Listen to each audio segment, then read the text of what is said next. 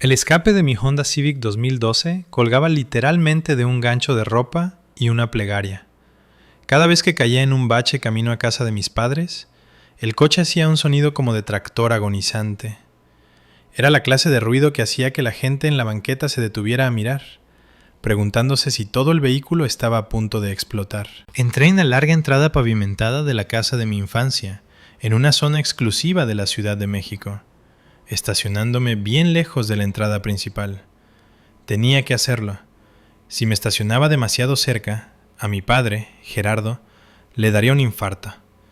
A él le gustaba que la entrada se viera de cierta manera, y esa manera implicaba ingeniería alemana elegante, no autos económicos japoneses oxidados y con la pintura descarapelada. Como era de esperarse, justo ahí, en el lugar principal, bañado por la suave luz del pórtico, había una Range Rover blanca totalmente nueva. Todavía tenía los permisos provisionales de la agencia. Suspiré, apagué el motor y revisé mi reflejo en el retrovisor. Me veía cansada. No ese cansancio coqueto, sino el agotamiento profundo de alguien que había pasado las últimas 8 horas enseñando a 30 estudiantes de preparatoria cómo identificar el simbolismo en Pedro Páramo, seguido de 2 horas calificando ensayos en una cafetería porque mi internet en casa estaba fallando. Me ajusté los lentes, alicé mi cardigan de segunda mano y agarré el Tupperware con la ensalada de coditos que traje. Subí los escalones y, antes de que pudiera tocar el timbre, la puerta se abrió. Era mi madre, Beatriz. Llevaba una blusa de seda que probablemente costaba más que el seguro anual de mi auto. No sonrió, no saludó. Solo miró la ensalada, luego mis zapatos y finalmente mi cara. «Llegas tarde, Valentina», dijo, haciéndose a un lado para dejarme entrar. «Y por favor dime que no estacionaste esa chatarra frente a la vista de los vecinos». «Me estacioné en la calle, mamá. Qué gusto verte también», dije con la voz plana. «Bueno, date prisa. Los del catering están desbordados y Carla necesita ayuda con la torre de copas. Vete a poner un delantal. Ya sabes la regla. La familia ayuda a la familia». Entré a la sala y el ruido me golpeó al instante. Risas, tintineo de copas y la lista de reproducción de jazz suave que mi papá seleccionaba para eventos como este. La casa estaba llena de tíos, tías y amigos de la familia. Y en el centro de todo, presidiendo como la realeza, estaba mi hermana, Carla. Carla tenía 32 años, 3 años mayor que yo, y brillaba literalmente. Su piel tenía ese brillo costoso que viene de faciales mensuales y 0 trabajo manual. Llevaba un vestido dorado brillante que se ajustaba en todos los lugares correctos, riéndose ruidosamente de algo que mi tío Esteban estaba diciendo. «¡Ay, basta!», chilló Carla, echando el cabello hacia atrás. «No es solo un blog, tío Esteban, es una marca de estilo de vida. Vamos a lanzar la rama de consultoría el próximo mes. Vidalux va a ser enorme». Me abrí paso entre un grupo de primos tratando de llegar a la cocina. Mi papá, Gerardo, me interceptó cerca del pasillo. Sostenía un whisky, con el rostro enrojecido de orgullo. «Ahí está», dijo, pero no me miraba a mí. Miraba más allá de mí, hacia Carla. «¿Ves a tu hermana, Valentina? Así se ve la ambición. Acaba de asegurar una asociación con una boutique en Polanco». «Eso es genial, papá», dije, cambiando la ensalada de cadera. Finalmente me miró, bajando los ojos a mis botas raspadas. Frunció el ceño. «¿Sabes? Si pusieras un poco más de esfuerzo, tal vez no estarías atrapada en ese salón de clases ganando... ¿qué es? ¿10,000 pesos al mes?» 15,000, corregí. «Y tengo buenas prestaciones». «Las prestaciones no compran Range Rovers», se burló, dándome una palmada en el hombro lo suficientemente fuerte como para hacerme tropezar. «Ve a ayudar a tu madre. Se está estresando con los aperitivos». Empujé la puerta abatible hacia la cocina. Era un caos, pero un caos controlado. Dejé mi ensalada en una barra atiborrada de botellas de vino vacías y bandejas de canapés. Mi mamá me empujó una charola de plata con champiñones rellenos antes de que pudiera quitarme el abrigo. «La mesa 4 necesita estos». Luego regresa y empieza a lavar las copas de vino.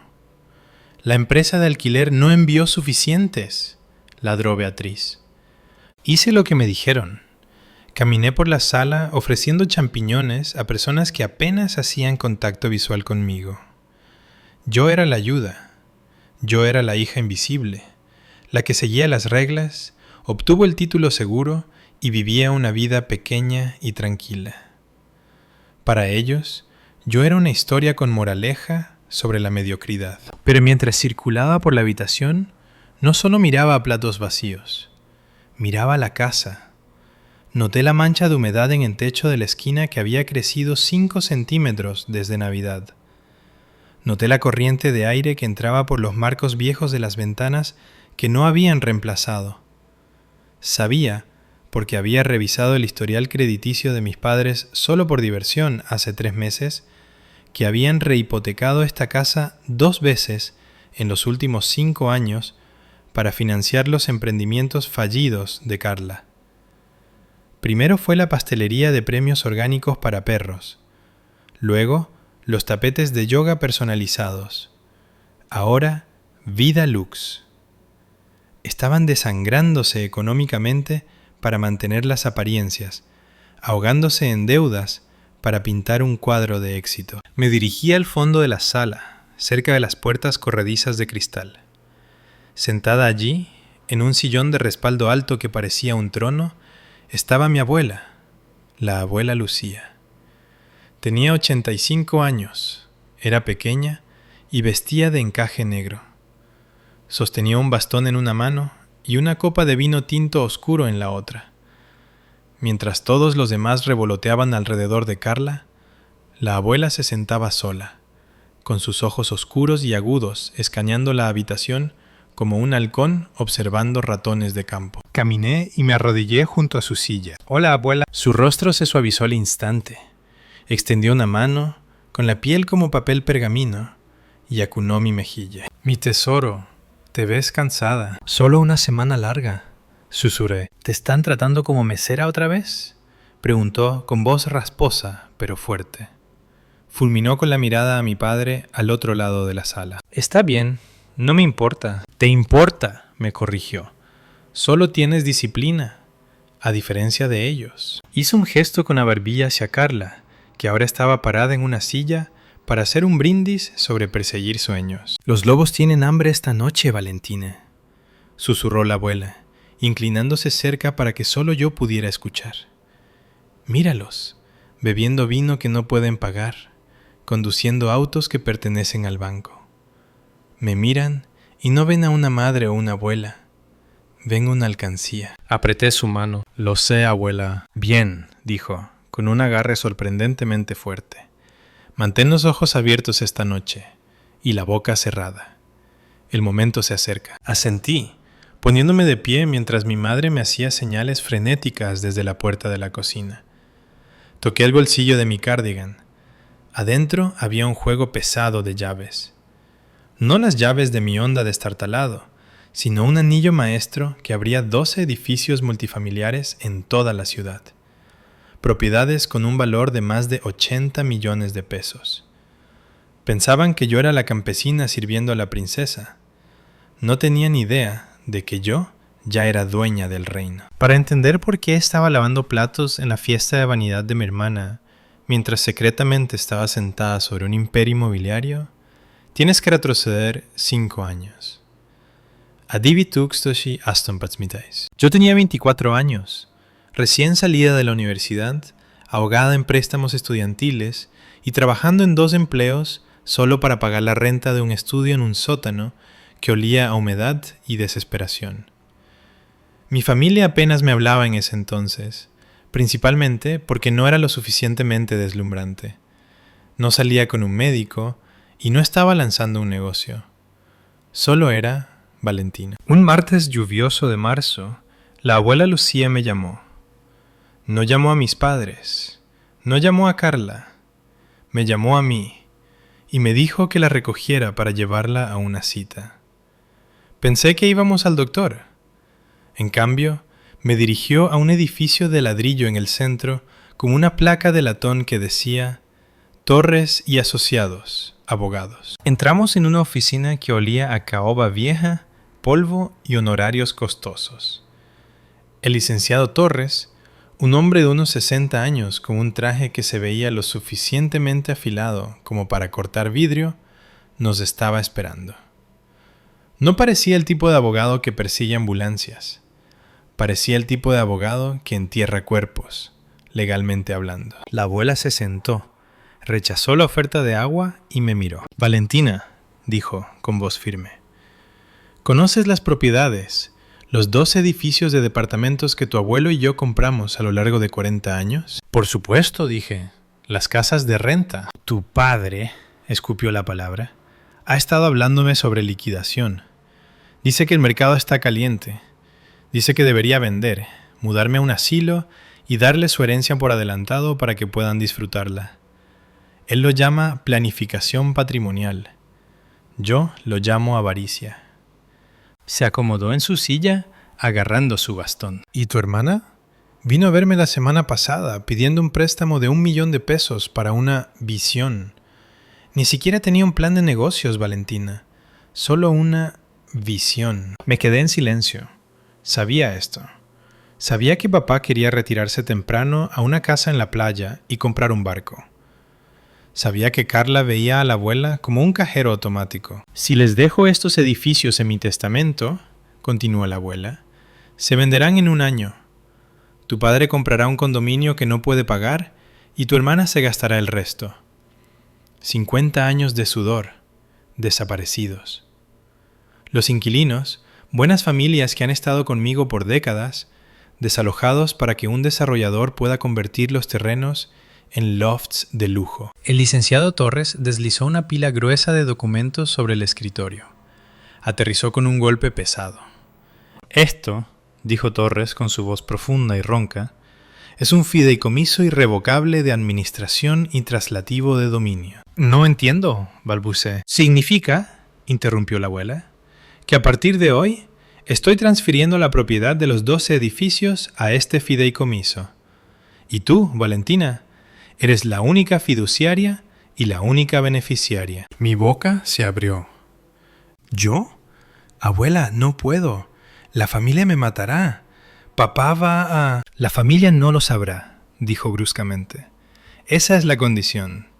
Esta es una transferencia irrevocable. Una vez firmada, está hecha. No es una herencia esperando a que yo muera. Sucede ahora. Eres la dueña. Pero por el bien de mi paz, y para ponerlos a prueba, no se lo dirás a nadie. ¿Por qué yo?, pregunté, sintiendo lágrimas en mis ojos. No soy nadie. Solo soy una maestra. La abuela extendió la mano sobre el escritorio y tomó la mía. Eres la única que alguna vez se ofreció a ayudarme a barrer la banqueta sin pedir dinero. Eres la única que me visita los domingos cuando no es día festivo. Conoces el valor del trabajo, Valentina. Entiendes que estos edificios no son solo números en una hoja de cálculo. Son techos sobre las cabezas de la gente. Me miró directamente a los ojos. Te estoy dando una carga, no un regalo. Tendrás que administrarlos. Tendrás que lidiar con el predial, las reparaciones, los inquilinos. Y tendrás que ver a tu familia seguir rogando y planeando, sabiendo que tú tienes las llaves. ¿Puedes hacer eso? ¿Puedes ser un fantasma en tu propia vida? Miré los papeles. Luego miré a la abuela. Pensé en los inquilinos. La señora Silva en la Casa Azul que siempre me hacía galletas. La pareja joven en la colonia Roma que apenas comenzaba. Pensé en las manos de mi abuelo, siempre cubiertas de yeso y pintura. Lo haré, susurré. El licenciado Torres me pasó una pluma. Firme aquí, señorita Romano. Y aquí, y aquí, firmé mi nombre. Con cada trazo de la pluma, no solo estaba adquiriendo un imperio inmobiliario, estaba firmando una declaración de guerra contra mi propia familia. Simplemente no sabía cuándo sería la primera batalla. La realidad de mi doble vida me golpeó fuerte ese primer invierno. Era Nochebuena de 2018. Mis padres y Carla habían rentado una cabaña en Valle de Bravo para la semana. Me invitaron, por supuesto, pero de esa manera pasivo-agresiva, donde sabían que no podía pagar mi parte de la renta, así que podían sentirse bien por invitarme sin tener que lidiar realmente conmigo. «Ay, qué pena que no puedas venir, Valentina. Enviaremos fotos». Así que, mientras ellos bebían chocolate caliente frente a una chimenea y publicaban selfies con la leyenda #Navidad Mágica, yo estaba en la azotea de la propiedad en la calle Tercera. Hacía un frío horrible y estaba lloviendo. La bomba de agua del edificio de 3 familias había decidido suicidarse a las 2 de la mañana. Recibí la llamada del inquilino del segundo piso, un tipo amable llamado Marco, diciéndome que no había agua y que se escuchaba un zumbido terrible. No llamé a una empresa de administración, no podía. Quería aprender cada centímetro de estos edificios y quería ahorrar dinero para aumentar las reservas del fideicomiso. Así que llamé al plomero de emergencia, Don David, a quien la abuela había usado por 20 años, y lo encontré allí. La azotea estaba helada. El aire olía a lluvia y metal oxidado. «Ya dio lo que tenía que dar, jefa», dijo Don David, limpiándose la grasa en su overol. «El flotador se atascó y la bomba se quemó. Puedo poner un parche por esta noche, pero necesitas un sistema nuevo completo». «¿Cuánto?», pregunté, iluminando con mi linterna el metal oxidado. «Por esta noche, 1,000 pesos. Para el sistema nuevo, estás viendo unos 10,000 pesos fácil». 10,000 pesos. En ese momento, mi cuenta bancaria personal tenía tal vez 3,000 pesos. Pero la cuenta del fideicomiso tenía la renta acumulada de 12 edificios. «Hágalo», dije, mi aliento empañándose en el aire frío. «Arréglelo ahora. Le haré una transferencia desde la cuenta del fideicomiso. ¿Puede instalar la nueva el martes?» «Usted es la patrona», dijo Don David, poniéndose a trabajar. Me quedé allí durante 3 horas sosteniendo la linterna mientras Don David apretaba tuercas y maldecía. Mis dedos estaban entumecidos, mi ropa olía a humedad. Estaba agotada, sola y cubierta de mugre. Y sin embargo, sentí algo extraño. Me sentí orgullosa. Miré la estructura sólida del edificio debajo de mí. Esta casa fue construida en los años 40. Había sobrevivido terremotos y crisis económicas. Era real. A diferencia de la visión de Carla o la ansiedad de estatus de mi papá, esta bomba de agua era un problema real, con una solución real. No solo estaba arreglando una tubería, estaba protegiendo a las familias que dormían abajo. Estaba preservando el activo por el que mi abuelo había puesto ladrillos. Cuando finalmente regresé a mi pequeño departamento a las 5 de la mañana, revisé mi teléfono. Tenía un mensaje de mamá. Una foto de una cena gourmet. Texto. «La cena está servida. Qué triste que te pierdas esto. Tal vez el próximo año, si ahorras». Miré mis manos manchadas de grasa. Miré la foto de la cena. «Ahorré 10,000 pesos hoy, mamá», susurré a la habitación vacía. Simplemente no los gasté en comida. Me di un baño, me tallé el óxido de la piel y me fui a dormir. No soñé con cabañas de esquí. Soñé con tuberías de cobre y tasas de interés. La maestra estaba muriendo. La casera estaba naciendo. Durante los siguientes 4 años, de 2019 a finales de 2022, me convertí en una experta en camuflaje. La mayoría de la gente trata de ocultar su pobreza para parecer rica. Yo hice exactamente lo contrario. Oculté mi riqueza para parecer que luchaba. Era una extraña cuerda floja psicológica. Cada mañana me despertaba en mi pequeño departamento, conducía mi Honda ruidoso a la escuela y enseñaba literatura a adolescentes. Calificaba exámenes, comía sándwiches envueltos en servilletas para el almuerzo y usaba ropa que compraba en bazares. Para mis colegas, yo era la maestra Romano, la dedicada y callada maestra que probablemente tenía muchas deudas. Para mi familia, yo era la pobre Valentina, la hija sin ambición que carecía de la chispa para lograr algo. Pero por las noches y los fines de semana, yo era una persona completamente diferente. Era la directora de un imperio de administración de propiedades que generaba más de 400,000 pesos al mes en rentas brutas. Después de impuestos, seguros y el agresivo programa de mantenimiento que me impuse, estaba ganando alrededor de 250,000 pesos netos cada mes. No gastaba ni un centavo en mí misma, ni un peso. Mientras Karna arrendaba un BMW que no podía pagar y mis padres financiaban un viaje a Europa, yo estaba sentada en mi cocina con una calculadora, decidiendo si reemplazar las ventanas del tríplex de la calle Olmo o actualizar el panel eléctrico de la propiedad del centro. Elegí las ventanas. Costaron 50,000 pesos. Hice la transferencia sin parpadear. La parte más difícil no era en trabajo, era en la logística de la mentira. La familia asumía que la abuela Lucía todavía manejaba las cosas, o que su amigo abogado, el licenciado Torres, manejaba los detalles. Eran demasiado perezosos para hacer preguntas. Para ellos, las propiedades de renta eran solo cosas abstractas que existían en el fondo, como árboles de dinero mágico que eventualmente cosecharían. No querían saber sobre las goteras en los techos o las inspecciones de protección civil. Me convertí en la mensajera designada de la abuela. Todos los domingos iba a casa de la abuela a comer. Mientras la sal servía a fuego lento, revisaba el correo. Clasificaba los recibos de predial, los recibos de agua, los avisos del seguro.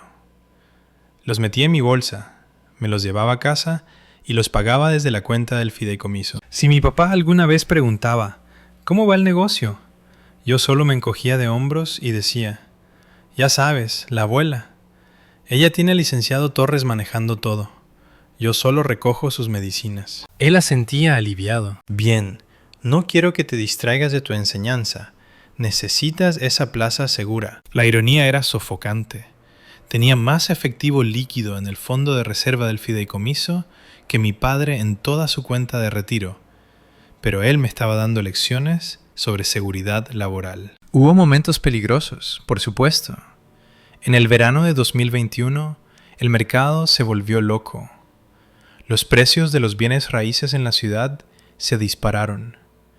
Mi tío Esteban, que se creía un inversor astuto porque veía muchas noticias financieras, comenzó a hacer ruido en una carne asada del 15 de septiembre. «Gerardo», le dijo mi papá, agitando una tortilla, «estás sentado en una mina de oro.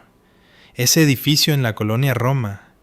Apuesto a que podrías obtener 15 millones por él ahora mismo.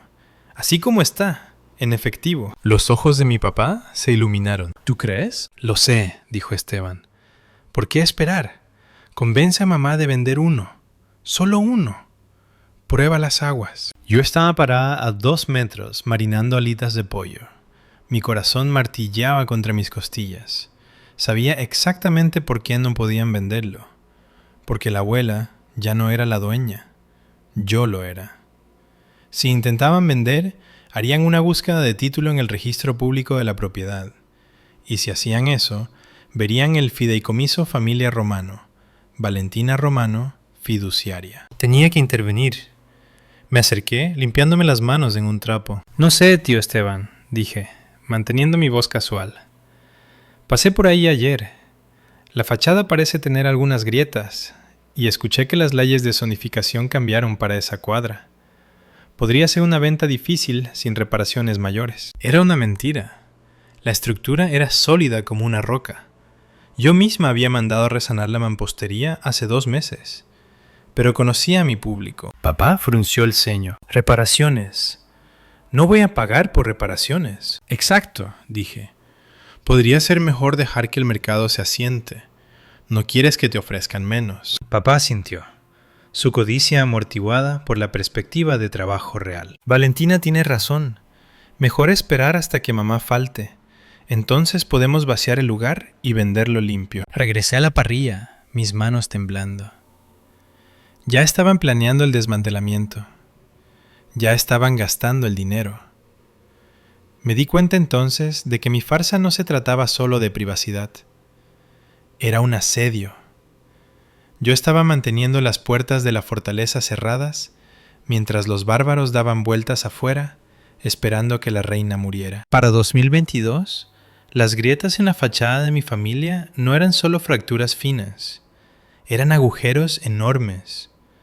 Y el socavón más grande de todos era mi hermana Carla. La marca de estilo de vida de Carla, Vida Lux, había implosionado espectacularmente. Aparentemente, gastar 100,000 pesos en fotos de marca y fiestas de lanzamiento sin tener realmente un producto vendible no es una estrategia comercial sólida.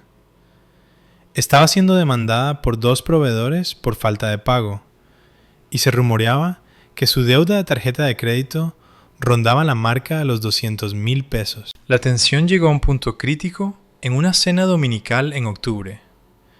El ambiente en la mesa era pesado. La abuela comía en silencio, sus manos temblando un poco más de lo habitual. Mi mamá, Beatriz, empujaba la comida por su plato, luciendo como si quisiera gritar. Entonces, comenzó mamá con voz tensa, Carla tiene una nueva oportunidad. Un cambio de rumbo realmente emocionante. Tomé un sorbo de agua. Eso es genial. ¿Qué es? Staging inmobiliario, dijo Carla, echando su cabello hacia atrás. Decoración para venta de casas. Se veía más delgada, demacrada incluso, a pesar del maquillaje pesado. Tengo ojo para eso. Solo necesito algo de capital para comprar inventario, muebles, arte, decoración. Ya sabes, para construir el portafolio. ¿Cuánto? Pregunté. 50,000 pesos, dijo Carla rápidamente. Solo un préstamo puente. El silencio descendió sobre la mesa. 50,000 pesos. Acababa de depositar un cheque de renta por 15,000 esa mañana. Podría haberle escrito a Carla un cheque en ese mismo momento, pero sabía a dónde iría. No iría a muebles. Iría a su cuenta de American Express y a unas vacaciones para descomprimirse. No puedo ayudarte, murmuró papá mirando su lasaña. El mercado está bajo. Mi cartera de inversiones sufrió un golpe. Mamá volvió su mirada hacia mí. No era una mirada de esperanza.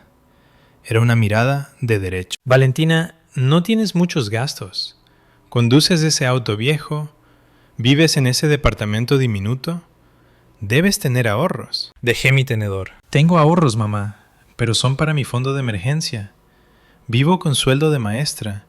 No puedo simplemente soltar 50,000 pesos. Carla golpeó la mesa con la mano. Ay, por favor, eres tan egoísta. Acaparas tu pequeño sueldo, mientras yo estoy tratando de construir un imperio. ¿Un imperio?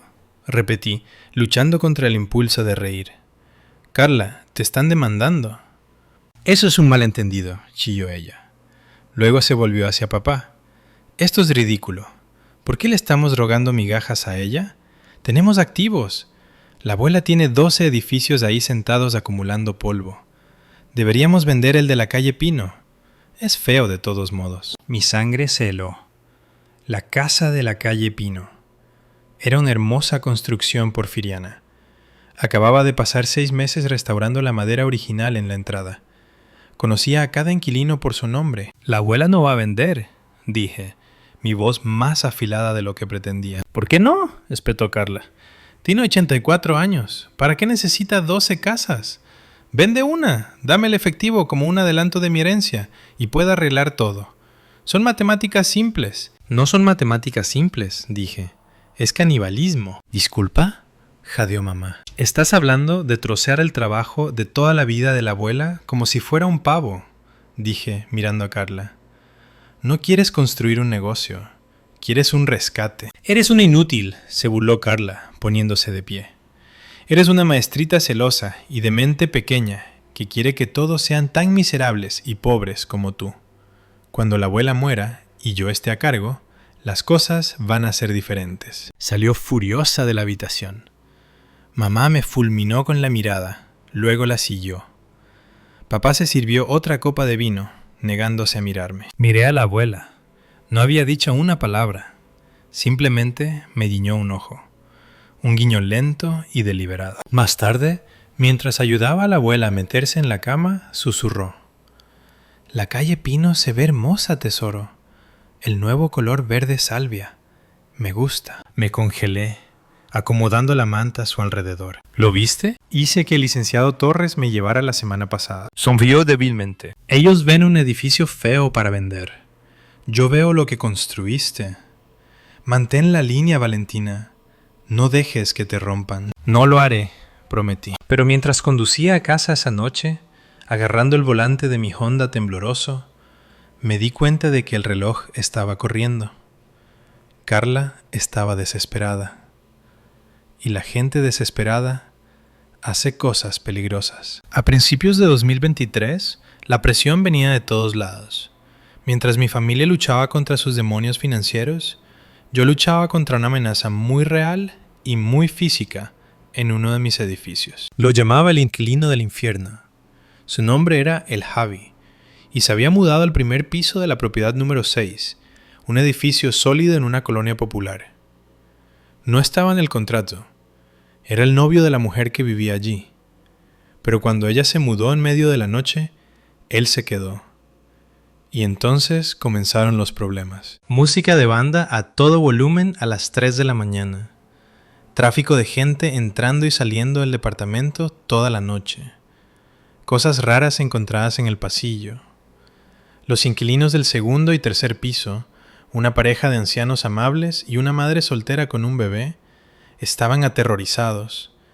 Me llamaban, susurrando al teléfono que tenían miedo de salir de sus departamentos. Esta era la parte de ser casera que los programas de remodelación nunca te muestran. No podía llamar a mi papá para pedir consejo. No podía desahogarme con mi mamá. Tenía que manejarlo. Contraté a un investigador privado para documentar la actividad. Trabajé con el licenciado Torres para presentar la denuncia. Pero en México, la ley a veces protege demasiado, incluso a los paracaidistas. Fue un proceso lento y desgastante. Un martes de febrero tuve que ir al juzgado. Me reporté enferma en la escuela. Me puse mi blazer más profesional, uno que mantenía escondido en el fondo de mi closet, y fui a enfrentar al Javi. Estaba allí, luciendo engreído, con una chamarra de piel y oliendo a cigarro barato. Trató de intimidarme en el pasillo antes de la audiencia. «Eres solo una niña», se burló, inclinándose sobre mí. «No quieres problemas conmigo. Sé dónde está este edificio. Sé que a los edificios les pasan cosas». Mi estómago se retorció, pero no retrocedí. Ese edificio era mi responsabilidad. Esas familias de arriba dependían de mí. «Y yo sé que tienes 3 órdenes de aprehensión pendientes», dije con voz firme, canalizando cada gramo de mi abuela interior. «El licenciado Torres ya habló con el Ministerio Público. Puedes dejar mi edificio voluntariamente para el viernes, o la policía estará esperando para discutir tus otros negocios». Su arrogancia se desvaneció. Miró al licenciado Torres, que estaba detrás de mí como un verdugo silencioso, sosteniendo un archivo grueso. El Javi se mudó el jueves. Pasé todo ese fin de semana limpiando el departamento. Estaba destrozado. Había agujeros en los paneles de yeso, basura apilada hasta la cintura y un olor que hacía que mis ojos lagrimearan. Fregué pisos hasta que mis manos quedaron en carne viva. Resané paredes hasta que mis hombros ardieron. Llevé 20 bolsas de basura al contenedor. El sábado por la tarde mi teléfono vibró. Era un mensaje de mamá. «Hola, vamos a tener una pequeña reunión de primavera esta noche. Carla necesita animarse. ¿Puedes traer 3 bolsas de hielo y tal vez esa ensalada de coditos que haces? Pero trata de llegar a tiempo esta vez». Miré el mensaje. Luego miré la pila de bolsas de basura que estaba arrastrando la banqueta. Estaba cubierta de polvo, sudor y mugre. Acababa de asegurar yo sola la seguridad de un edificio que valía millones. Había enfrentado a un criminal y mi madre quería que fuera la chica del hielo. Escribí de vuelta. «Claro, mamá. Nos vemos a las 6». Fui a casa, me di un baño de 2 horas para quitarme la casera de la piel y me puse mi disfraz de maestra. Compré el hielo. Hice la ensalada. Cuando llegué, Carla se quejaba de lo injusto que era el mundo con los emprendedores. Papá asentía con simpatía. Mamá criticó mi cabello. «Te ves agotada, Valentina», dijo bebiendo su chardonnay. «Realmente deberías intentar dormir más. Tal vez, si no pasaras tanto tiempo calificando exámenes, tendrías una vida». Sonreí, le entregué la bolsa de hielo y me alejé. «Tengo una vida», pensé, agarrando un refresco. Tengo 12 vidas y estoy protegiendo todas ellas de gente como ustedes. Pero sabía que la farsa no podía durar para siempre. La abuela se estaba debilitando. Los lobos se estaban volviendo más hambrientos. Y tarde o temprano iban a dejar de pedir migajas e intentarían llevarse toda la mesa. Gracias por escuchar la historia hasta ahora.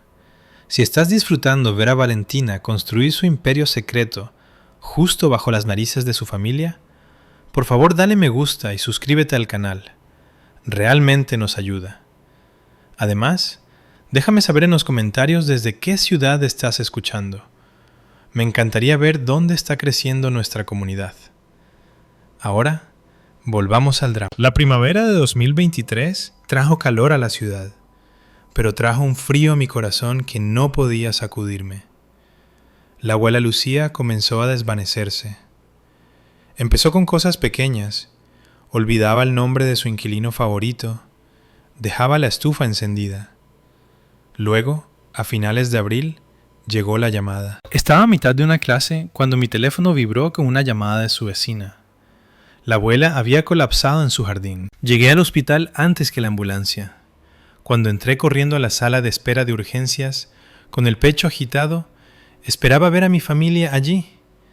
Vivían 10 minutos más cerca que yo. Pero la sala estaba vacía.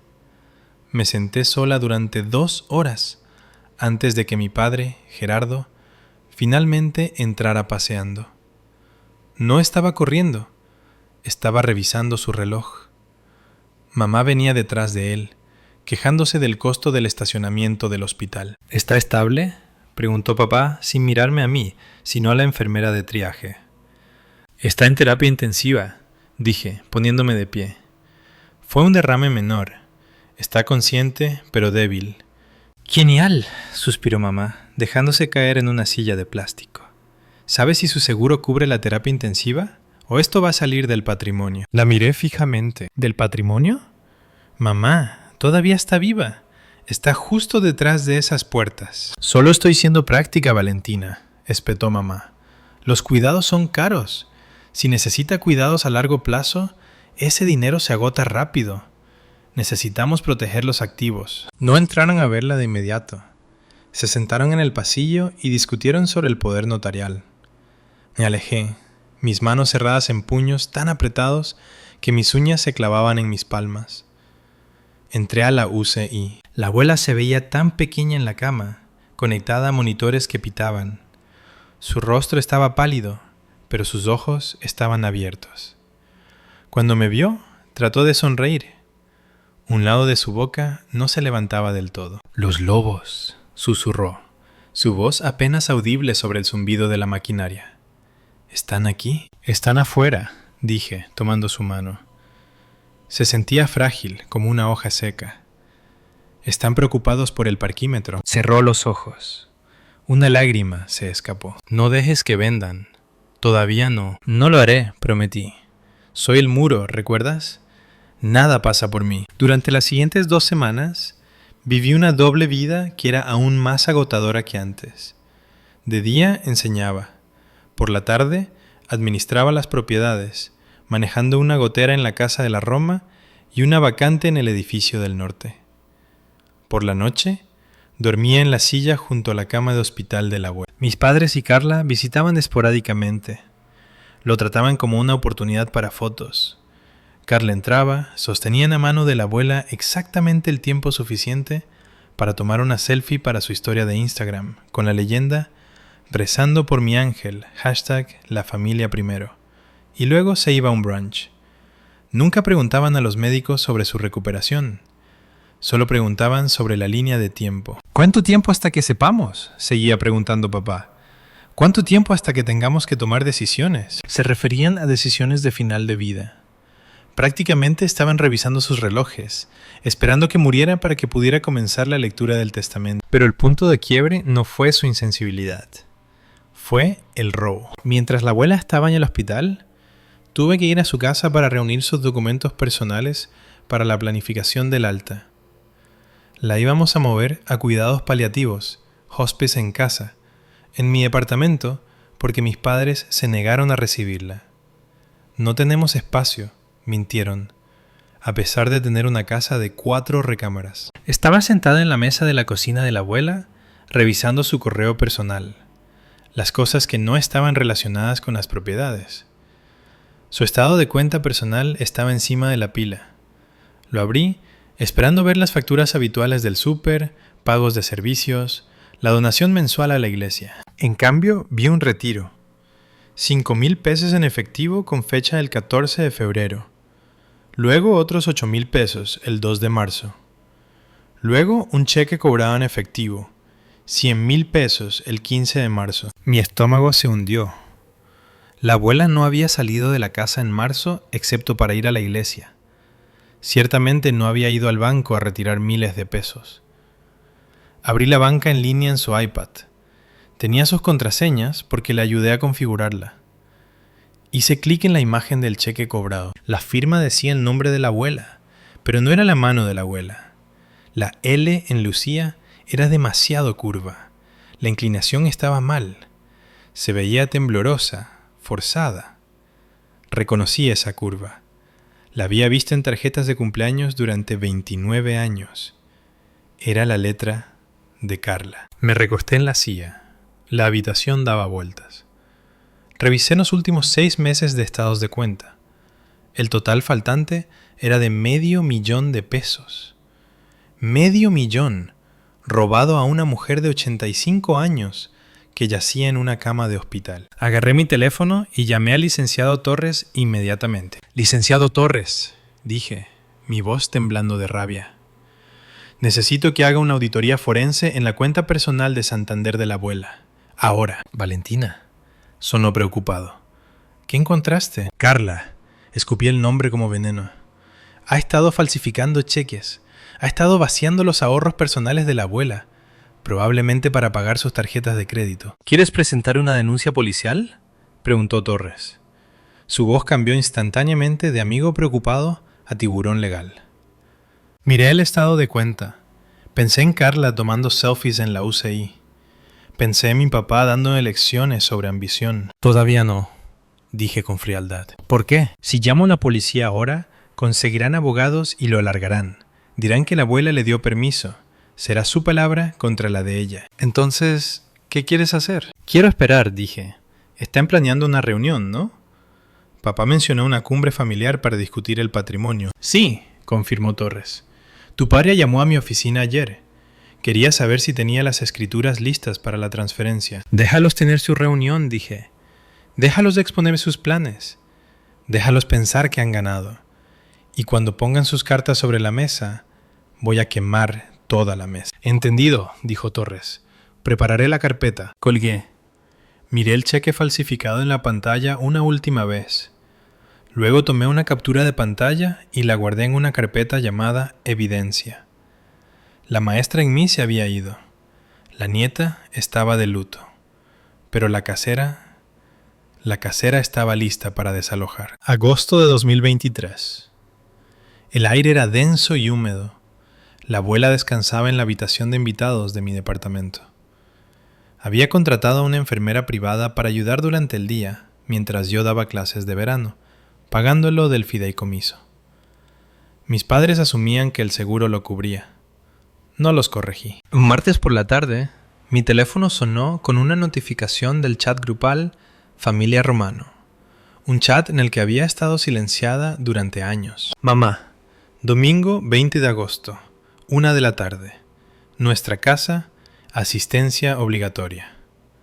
Papá, tema, transición patrimonial y liquidación de activos.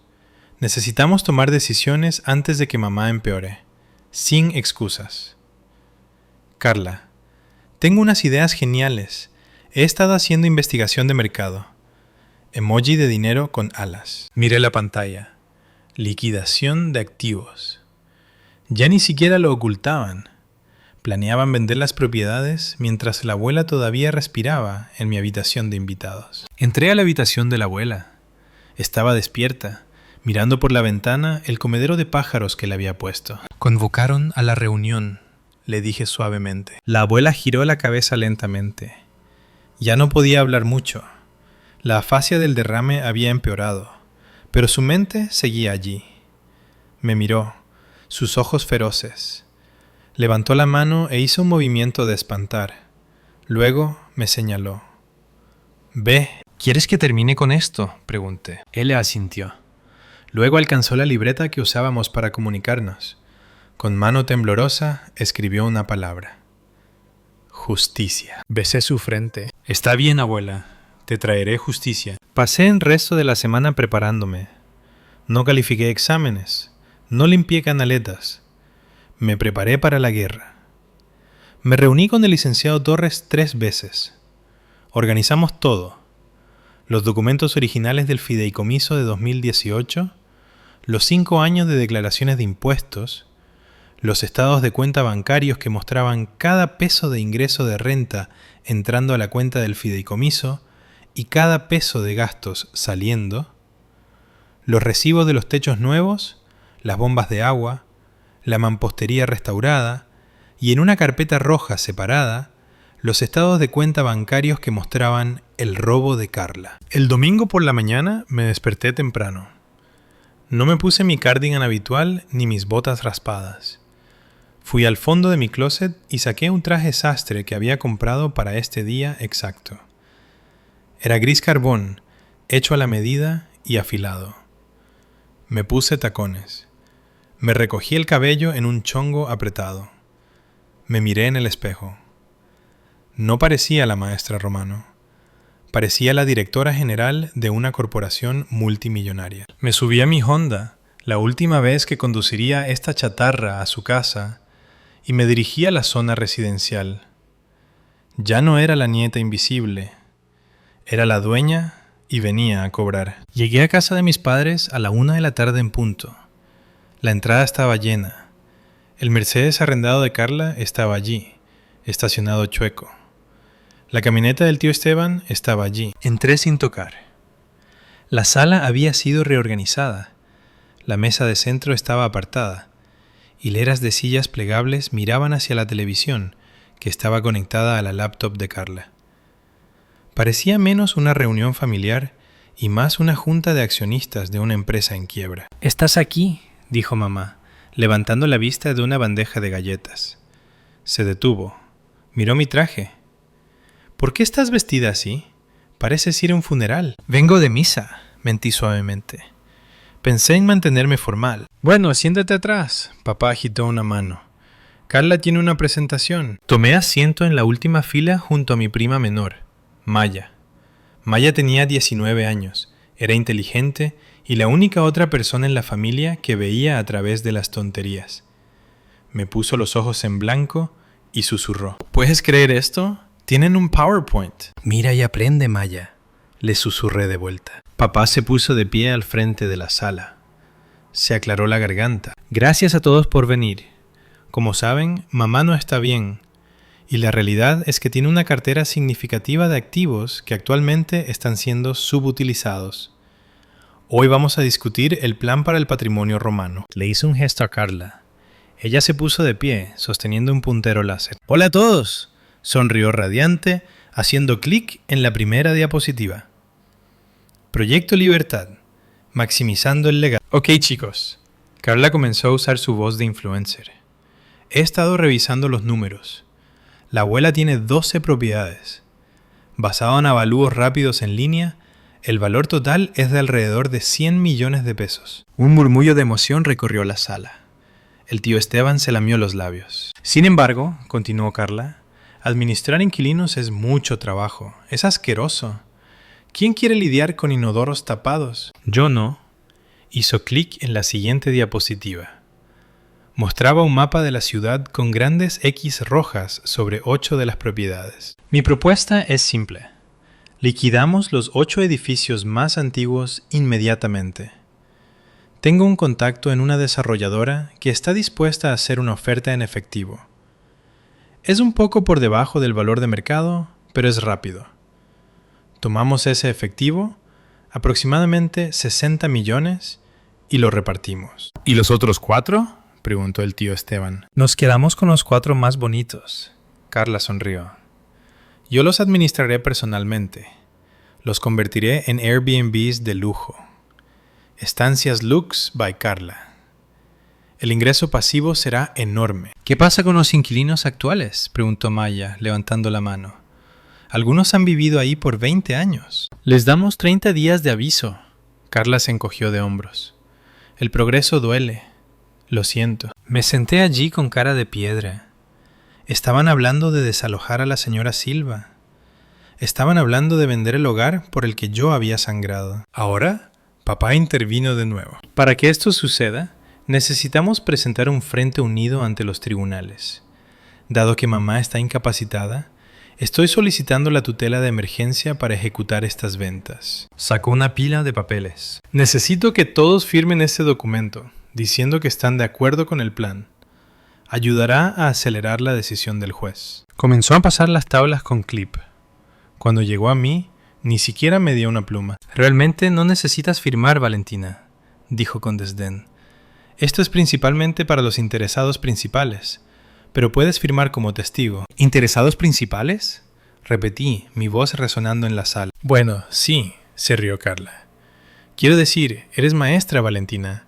No sabes nada sobre bienes raíces o finanzas. Estamos haciendo esto por ti, realmente. Recibirás un bonito cheque. Tal vez finalmente puedas comprar un coche que no suene como podadora. La sala se rió entre dientes. Me puse de pie. No sonreí. Caminé hacia el frente de la sala, parándome entre Carla y la pantalla del proyector. La luz del proyector golpeó mi cara, cegándome por un segundo, pero no parpadeé. De hecho, dije, tengo una pregunta sobre la diapositiva 2. Siéntate, Valentina, sisió mamá. No, dije, diapositiva 2. Valuaste la propiedad de la Roma en 8 millones. Eso es interesante porque acabo de reemplazar el techo y actualizar la instalación eléctrica según el código. El avalúo llegó a 12 millones la semana pasada. Carla frunció el ceño. ¿Qué? ¿Tú no mandaste a hacer un avalúo? ¿Por qué harías eso? Y la casa de la calle Pino, continué, dando un paso hacia ella. ¿Quieres convertirla en un Airbnb? La ley de propiedad en condominio y el uso de suelo prohibieron las rentas a corto plazo en ese distrito hace 3 meses. Lo sé porque asistí a la audiencia en la alcaldía. La sala se quedó en silencio. Papá me miró confundido. ¿Cómo sabes eso? Metí la mano en el bolsillo de mi blazer y saqué mi teléfono. Envié un solo mensaje de texto. Ahora lo sé, dije, mirando a mi padre. Porque yo soy la que paga el predial. Yo soy la que contrata a los albañiles. Yo soy la que desaloja a los narcomenudistas. Tú, se burló Carla. Por favor, tú calificas exámenes. ¿Alguien aquí?, pregunté escaneando la sala. ¿Se molestó en revisar el registro público de la propiedad? ¿Alguien revisó las escrituras de las propiedades? ¿Alguien? ¿En los últimos 5 años? La cara de papá se puso pálida. ¿De qué estás hablando? La puerta principal se abrió. Pasos pesados resonaron en el pasillo. El licenciado Torres entró en la sala. Llevaba un maletín de cuero grande. No miró a nadie. Caminó directo a la mesa de centro, movió la bandeja de galletas de mamá a un lado y dejó el maletín con un golpe fuerte. ¿Quién es este?, exigió el tío Esteban. Mi nombre es Roberto Torres, anunció, su voz retumbando. Soy el abogado del fideicomiso Familia Romano. Abrió el maletín. ¿El fideicomiso Familia Romano?, balbuceó papá. Mamá nunca estableció un fideicomiso. Lo hizo, dijo el licenciado Torres con calma. El 12 de marzo de 2018. Sacó un documento sellado con el sello oficial de la notaría pública. Lo sostuvo en alto. Esta es la escritura de transferencia para la calle Olmo 142, transferida de Rosa Romano al fideicomiso Familia Romano. Sacó otra. Esta es la escritura de la propiedad de la Roma, transferida en 2018. Sacó otra y otra. Las dispuso sobre la mesa como si estuviera mostrando una escalera real en el póker. Las 12 propiedades, dijo Torres, fueron legalmente transferidas fuera del nombre personal de Rosa Romano hace 5 años. No son parte de su herencia, no están sujetas a sucesión y ciertamente no están disponibles para liquidación por su hijo. ¡Eso es imposible!, chilló Carla. ¿Quién controla el fideicomiso? Podemos simplemente disolverlo. Torres miró a Carla con una mirada de pura lástima. Un fideicomiso irrevocable no puede ser disuelto, señorita Romano. Ese es el punto. Y en cuanto a quién lo controla, sacó un último documento. el acuerdo del fideicomiso. El fideicomiso es administrado por una única fiduciaria y beneficiaria. Apuntó un dedo hacia mí. Valentina Romana. El silencio en la sala fue absoluto. Era el tipo de silencio que ocurre después de que estalla una bomba, antes de que empiecen los gritos. Mi madre me miraba fijamente. Su boca se abría y cerraba como un pez fuera del agua. ¿Tú? Susurró papá. ¿Tú eres dueño de los edificios desde hace 5 años? Administradora y propietaria legal, dije, mi voz firme. Mientras tú estabas vacacionando en Italia, yo estaba cambiando calderas. Mientras Carla lanzaba negocios falsos, yo estaba filtrando inquilinos. Mientras ustedes ignoraban a la abuela, yo protegía su legado. ¡Nos robaste!, gritó Carla lanzándose hacia mí. El tío Esteban la retuvo. Manipulaste a una anciana senil. Esto es fraude. No es fraude, intervino Torres, interponiéndose entre nosotras. La señora Romano estaba plenamente competente en 2018. Tenemos video de la firma ante notario. Tenemos 2 certificados médicos acreditando su capacidad. Y tenemos 5 años de Valentina administrando los activos impecablemente. Tomé el control remoto del proyector y lo apagué. La sala se oscureció. Querían vender, le dije a mi padre. Querían cobrar 50 años de trabajo duro de la abuela para pagar tu retiro y los errores de Carla. Me llamaste inútil porque conducía un coche viejo. Pero ese coche viejo, papá, estaba estacionado en la ferretería cada fin de semana mientras tú estabas jugando golf. Valentina, dijo mamá, con voz temblorosa, tratando de cambiar a su tono de mamá manipuladora. Hija, calmémonos. Somos familia. Podemos resolver esto. Obviamente no puedes manejar todo esto sola. Podemos traer a Carla como consultora. Me reí. Fue un sonido frío y duro. ¿Una consultora? ¿Carla? Miré al licenciado Torres. Muéstrales la carpeta roja. El licenciado Torres metió la mano en su maletín y sacó la carpeta roja. La deslizó por la mesa hacia mi padre. ¿Qué es esto?, preguntó papá, sus manos temblando mientras la abría. Eso, dije, es un registro de la cuenta de cheques personal de la abuela de los últimos 6 meses. Papá miró las páginas. Vio las líneas resaltadas. Retiro efectivo, cheque a efectivo. $500,000 pesos, murmuró. Levantó la vista confundido. ¿Quién tomó este dinero? Pasa la última página, dije. La pasó. Era la captura de pantalla del cheque, el de la firma falsificada. Carla, susurró papá. Miró a su hija dorada. Carla, ¿qué es esto? La cara de Carla pasó de enojada a aterrorizada en una fracción de segundo. Yo lo necesitaba para el negocio.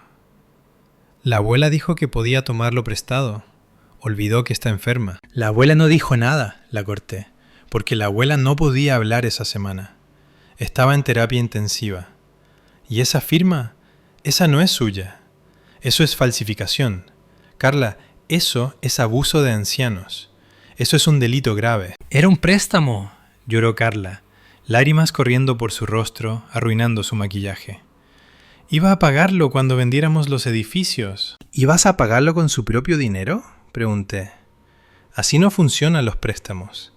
Así funciona el desfalco. Caminé hacia la mesa y me incliné, mirando a mis padres a los ojos. Aquí está la situación.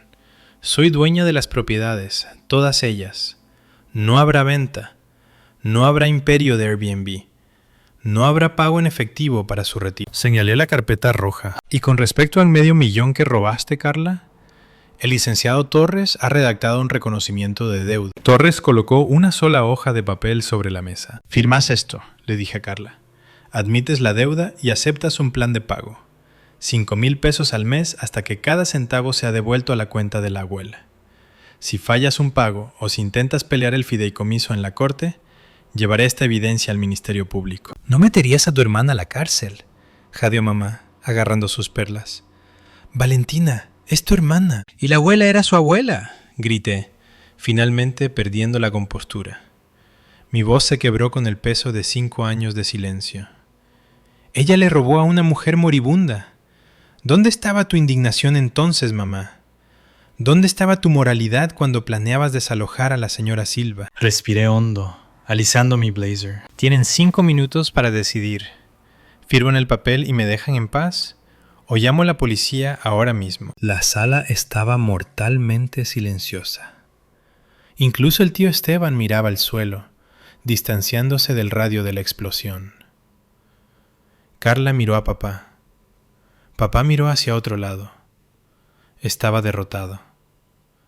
La Range Rover, el barco, el condominio en la playa, todo se evaporó frente a sus ojos. «Fírmalo, Carla», susurró papá. Carla sollozó, agarrando la pluma.